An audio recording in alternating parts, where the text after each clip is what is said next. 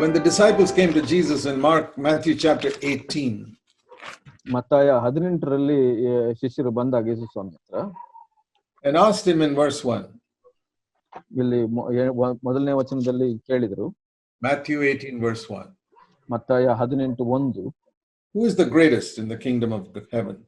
ಪರಲೋಕ ರಾಜ್ಯದಲ್ಲಿ ಯಾವನು ಹೆಚ್ಚಿನವನು?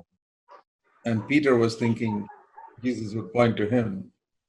ಪೇತ್ರನು ಅಲ್ಲಿ ನಿಂತ್ಕೊಂಡು ಯೋಚನೆ ಮಾಡ್ತಾ ಇದ್ದೆ, ಯೇಸು ಸ್ವಾಮಿ ನನ್ನನ್ನ ತೋರಿಸಬಹುದು ಅಂತ. And Matthew was a chartered accountant. He thought, I'm the more educated person. May Jesus point to me. ಇಲ್ಲಿ ಮತ್ತಾಯನು ಅವನು ಲೆಕ್ಕಿಗನಾಗಿದ್ದನು, ಅವನು ಅನ್ಕೊಂತಾ ಇದ್ದ ನನ್ನನ್ನು ತೋರಿಸಬಹುದು ಅಂತ. But Jesus did not point to any of his disciples. ಆದ್ರೆ ಇವ್ರು ಯಾರನ್ನು ಯೇಸು ಸ್ವಾಮಿ ತೋರಿಸಲಿಲ್ಲ. He said, all of you have got little pride in you. ನಿಮ್ಮ ಎಲ್ಲರಲ್ಲೂ ಸ್ವಲ್ಪ ಅಹಂಕಾರ ಗರ್ವವಿದೆ. And he picked up a small baby, probably 1 year old. ನನಗನ್ಸುತ್ತೆ ಯೇಸು ಸ್ವಾಮಿ ಒಂದು ಚಿಕ್ಕ ಮಗು, ಅಂದ್ರೆ 1 ವರ್ಷದ ಮಗು ಇರಬಹುದು, ಅವ್ರು Took that child on his lap. ಆತನ ಮಗುವನ್ನ ತೊಡೆ ಮೇಲೆ ಕುಂಡಿಸ್ಕೊಂಡು and said, if you want to enter God's kingdom, you got to be like this child.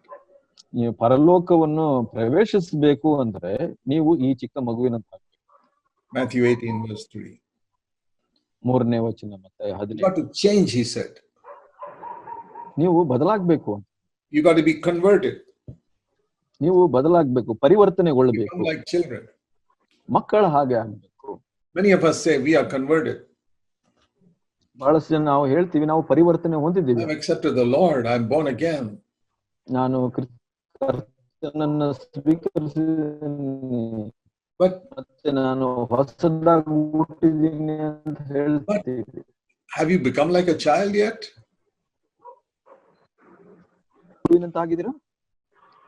Have you humbled yourself like a child? ನಿಮ್ಮನ್ನ ನೀವು ತಗ್ಗಿಸ್ಕೊಂಡಿದ್ದೀರಾ ಒಂದು ಚಿಕ್ಕ ಮಗುವಿನಂತೆ? Listen to this verse. ಈ ವಚನವನ್ನ ಕೇಳಿ. Verse 3, unless you are converted and become like children, you will never enter the kingdom of heaven. ಇಲ್ಲಿ ಹೇಳಿದ್ರು, ನೀವು ತಿರುಗಿಕೊಂಡು ಚಿಕ್ಕ ಮಕ್ಕಳಂತೆ ಆಗದೆ ಹೋದರೆ ನೀವು ಪರಲೋಕ ರಾಜ್ಯದಲ್ಲಿ ಸೇರುವುದೇ ಇಲ್ಲವೆಂದು ಹೇಳುತ್ತೇನೆ. We say if you have accepted Christ, you'll enter the kingdom of heaven. ನೀವು ಹೇಳ್ತೀರಾ, ನಾನು ಕ್ರಿಸ್ತನನ್ನ ಸ್ವೀಕರಿಸಿದ್ದೀನಿ, ನಾನು ಪರಲೋಕಕ್ಕೆ ಹೋಗ್ತೀನಿ. Which Christ? ಯಾವ ಕ್ರೈಸ್ತ? Some proud Christ? ಒಬ್ಬ ಅಹಂಕಾರಿಯಾದ ಕ್ರಿಸ್ತನನ್ನ ಸ್ವೀಕರಿಸಿದ್ರ? Proud Jesus? ಒಂದು ಅಹಂಕಾರಿಯಾದ ಯೇಸುವನ್ನ ಸ್ವೀಕರಿಸಿದ್ರೆ ನೀವು? Another Jesus, a false Jesus. ಅದು ಒಂದು ಸುಳ್ಳಾದ ಇತರ ಯೇಸು ಸ್ವಾಮಿ ಆಗಿದೆ. The real Jesus is one who humbled himself. ನಿಜವಾದ ಯೇಸು ಸ್ವಾಮಿಯು ದೀನನಾಗಿದ್ದನು, ತನ್ನನ್ನು ತಾನು ತಗ್ಗಿಸಿಕೊಂಡವನಾಗಿ. He told his disciples, I am your leader. ಯೇಸು ಸ್ವಾಮಿ ಹೇಳಿದನು, brother please come again, but I have come here to wash your feet. ಯೇಸು ಸ್ವಾಮಿ ಹೇಳಿದ್ರು, ನಾನು ನಿಮ್ಮ ನಾಯಕನು, ನಾನು ಬಂದಿರೋದು ಇಲ್ಲಿ ನಿಮ್ಮ ಕಾಲುಗಳನ್ನ ತೊಳಿಲಿಕ್ಕೆ. I want you to see this picture behind me.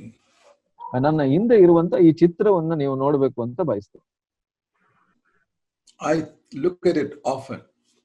ನಾನು ಆಗಾಗ್ಗೆ ಅದನ್ನ ನೋಡ್ತಾ ಇರ್ತೀನಿ. This is Jesus washing the feet of Peter. ಇದು ಚಿತ್ರ ಏನಂದ್ರೆ ಯೇಸು ಸ್ವಾಮಿ ಪೇತ್ರನ ಕಾಲನ್ನ ತೊಳೆಯುವಂತ ಚಿತ್ರ. And I say, Lord Jesus, make me like that till the end of my life. ಯೇಸು ಸ್ವಾಮಿ ನನ್ನನ್ನ ಹಾಗೆ ಮಾಡು, ನನ್ನ ಜೀವಿತದ ಕಡೆಯ ಸಮಯದವರೆಗೂ ನನಗೆ ಹಾಗೆ ಮಾಡು ನನ್ನ ಅಂತ ಕೇಳ್ತಾರೆ. The greatest man that walked on this earth, Jesus Christ. ಈ ಭೂಮಿಯಲ್ಲಿ ನಡೆದಂತ ಬಹಳ ಉತ್ತಮ ಮಹಾ ವ್ಯಕ್ತಿ ಯೇಸು ಸ್ವಾಮಿ. When they tried to make him a king, he ran away. ಆತನನ್ನ ರಾಜನಾಗಿ ಮಾಡ್ಲಿಕ್ಕೆ ಜನರು ಪ್ರಯತ್ನಿಸಿದಾಗ ಆತನು ಓಡಿ ಹೋದನು. And at the last day of his life, he was at the feet of his disciples. ಆತನ ಜೀವಿತದ ಕಡೆಯ ಸಮಯದಲ್ಲಿ ಆತನು ಯೇಸು ತನ್ನ ಶಿಷ್ಯರ ಕಾಲ ಕೆಳಗಡೆ ಇದ್ದನು. I said, Lord, that's where I want to be too. ಅಲ್ಲೇ ನಾನು ಇರ್ಲಿಕ್ಕೆ ಇಷ್ಟಪಡ್ತೀನಿ. I want to be there. ನಾನು ಅಲ್ಲಿ ಇರ್ಲಿಕ್ಕೆ ಇಷ್ಟ. That is the way the Christian goes, down, down, down, down, down to the feet of others. ಒಬ್ಬ ಕ್ರೈಸ್ತನಾದವನು ಕೂಡ ಹಾಗೆ ತಳಕ್ಕೆ ಇನ್ನೂ ತಳಕ್ಕೆ ಜನರ ಕಾಲಿನ ಮಟ್ಟಕ್ಕೆ ಹೋಗ್ತಾರೆ. The spirit of Satan is to go up and up and up and up and up and become a great person. ಸೈತಾನನ ಒಂದು ಆತ್ಮ ಏನಂದ್ರೆ ಇನ್ನೂ ಹೆಚ್ಚು ಮೇಲೆ ಮೇಲೆ ಮೇಲೆ ಹೋಗುವಂತದ್ದು. My dear brothers and sisters, ನನ್ನ ಪ್ರಿಯ ಸಹೋದರ ಸಹೋದರಿಯರೇ, You want to build a church wherever you're living? ನೀವು ಎಲ್ಲಿ ಜೀವಿಸ್ತಾ ಇದ್ದೀರಾ ಅಲ್ಲಿ ಒಂದು ಸಭೆಯನ್ನ ಕಟ್ಟಲಿಕ್ಕೆ ಬಯಸ್ತೀರಾ. You need to have the Spirit of Jesus Christ. ನಿಮಗೆ ಯೇಸುವಿನಲ್ಲಿದ್ದಂತ ಆತ್ಮವು ನಿಮ್ಮಲ್ಲಿ ಇರಬೇಕು. Think of that little child that Jesus picked up. ನೀವು ಆ ಮಗುವಿನ ಬಗ್ಗೆ ಯೋಚನೆ ಮಾಡಿ. ಯೇಸು ಸ್ವಾಮಿ ಎತ್ಕೊಂಡಂತ ಮಗು 1 year old. 1 ವರ್ಷದ ಮಗು. You look at a little 1-year-old child lying in a bed. ಒಂದು ಚಿಕ್ಕ ಮಗು 1 ವರ್ಷದ ಮಗು ತನ್ನ ಹಾಸಿಗೆಯಲ್ಲಿ ಮಲಗಿದರೋದನ್ನ ನೋಡಿ. What is going on in that child's mind? ಆ ಮಗುವಿನ ಮನಸ್ಸಿನಲ್ಲಿ ಏನು ಹೋಗ್ತಾ ಇರುತ್ತೆ? Is that child thinking, oh, how good looking I am? ಆ ಮಗು ಯೋಚನೆ ಮಾಡ್ತಾ ಇದೆಯಾ, ನಾನು ಎಷ್ಟು ಸುಂದರವಾಗಿ ಕಾಣಿಸ್ತೀನಿ ಅಂತ? How clever I am. ನಾನು ಎಷ್ಟು ಬುದ್ಧಿವಂತನು. How beautiful my dress is. ನನ್ನ ವಸ್ತ್ರ ಎಷ್ಟು ಚೆನ್ನಾಗಿದೆ. Everybody's admiring me. ನನ್ನನ್ನು ಎಲ್ಲರೂ ಹೊಗಳ್ತಾ ಇದ್ದಾರೆ. See how well I can sing.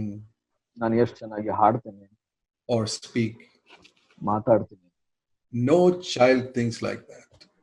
ಯಾವುದೇ ಮಗು ಹಾಗೆ ಯೋಚನೆ ಮಾಡಿ. Even if somebody goes and pinches it and hurts it.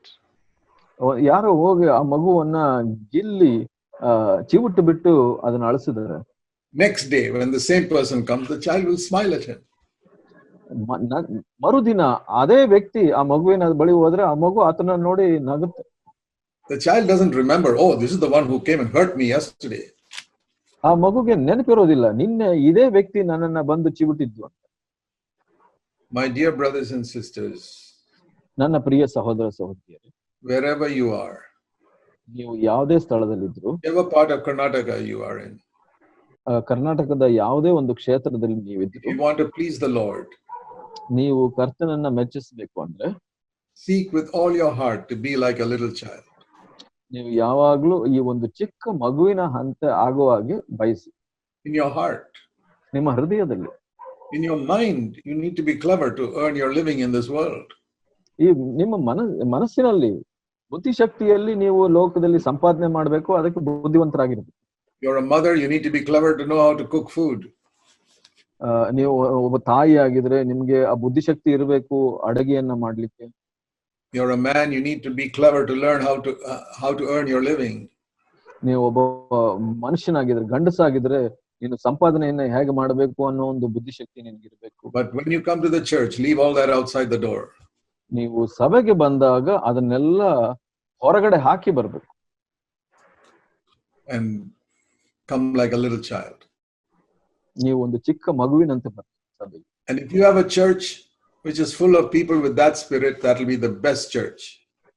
ನಿಮ್ಮ ಸಭೆಯಲ್ಲಿ ಅಂತ ಒಂದು ದೀನ ಸ್ವಭಾವರಂತ ಜನರಿದ್ರೆ ಅದು ಉತ್ತಮ ಸಭೆಯಾಗಿದೆ. But do you think the disciples learned this lesson even though Jesus taught it to them for 3.5 years with them?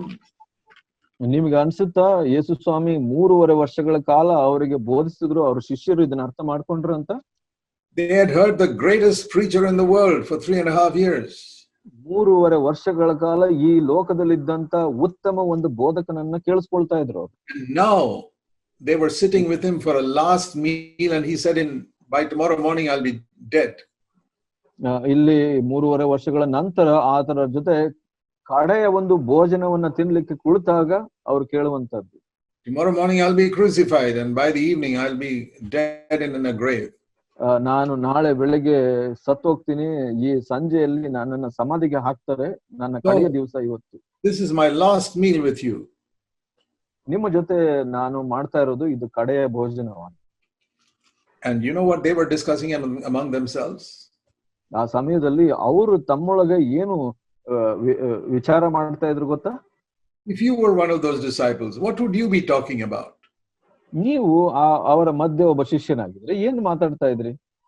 Don't think you're better than them. ನೀವು ಅವ್ರಿಗಿಂತ ಉತ್ತಮನು ಅಂತ ಅನ್ಕೊಳ್ಬೇಡಿ.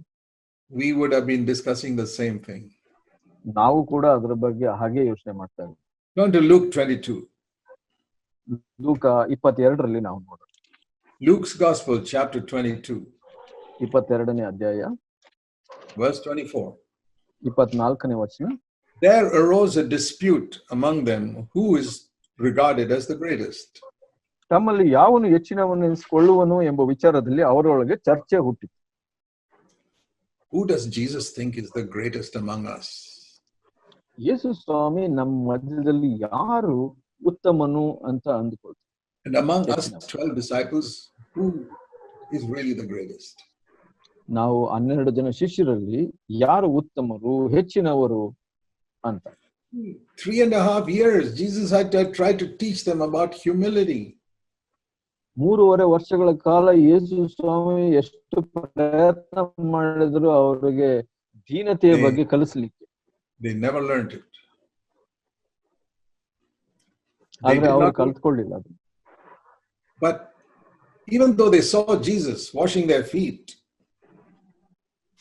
ಅವ್ರು ಯೇಸು ಸ್ವಾಮಿ ತನ್ನ ಕಾಲನ್ನ ತೊಳೆಯೋದು ನೋಡಿದಾಗ್ಲೂ ಅವ್ರು ಕಲ್ತ್ಕೊಳ್ಳಿಲ್ಲ ಅದನ್ನ. They were still thinking, who's the greatest? Who's going to be the leader after Jesus dies? ಸ್ವಾಮಿ ಸತ್ತ ನಂತರ.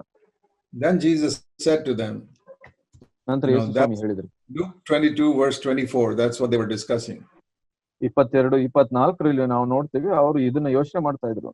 In verse 25, 25ರಲ್ಲಿ he said, that's the way for the kings of the world. ಅವ್ರು ಹೇಳಿದ್ರು ಅನ್ಯ ದೇಶದ ಅರಸುಗಳಿಗೆ ಹೀಗೆ ಇರುತ್ತೆ ಅಂತ. But for you, verse 26, the greatest must be the youngest and the leader like a servant. ಆದರೆ 26ನೇ ವಚನದಲ್ಲಿ ನೀವು ಹಾಗಿರಬಾರದು, ನಿಮ್ಮಲ್ಲಿ ಹೆಚ್ಚಿನವನು ಚಿಕ್ಕವನಂತೆಯೂ ಮುಖ್ಯಸ್ಥನು ಸೇವಕನಂತೆಯೂ ಇರಬೇಕು. In verse 27, who is greater in a king's palace? Who is greater, the one who sits at the table or the one who serves? ಆದ್ರೆ ಇಲ್ಲಿ 27ನೇ ವಚನದಲ್ಲಿ ಯಾವನು ಹೆಚ್ಚಿನವನು, ಊಟಕ್ಕೆ ಕುಳಿತವನು ಸೇವೆ ಮಾಡುವವನು ಊಟಕ್ಕೆ ಕುಳಿತನಲ್ಲವೇ ಅಂತ ಹೇಳ್ತಾರೆ. The king sits at the table, the servant serves. ಒಬ್ಬ ಸೇವಕರು ಸೇವೆ ಮಾಡುವಂತವರಾಗಿರ್ತಾರೆ, ಆದ್ರೆ ರಾಜನು ಒಂದು ಊಟಕ್ಕೆ ಕುಳಿತವನಾಗಿರ್ತಾನೆ. Jesus said, verse 27, I'm not sitting at the table, I'm serving you people. ಆದ್ರೆ ನಾನು ಊಟಕ್ಕೆ ಕುಳಿತವನಲ್ಲ, ನಾನು ನಿಮಗೆ ಸೇವೆ ಮಾಡ್ತಾ ಇದ್ದೀನಿ. When I think of that, I said, Lord Jesus, make me like yourself. ಕರ್ತನಾದ ಯೇಸುವೆ, ನಿನ್ನ ಹಾಗೆ ನನ್ನನ್ನು ಮಾಡು ಸ್ವಾಮಿ ಅಂತ ಕೇಳ್ತೀನಿ.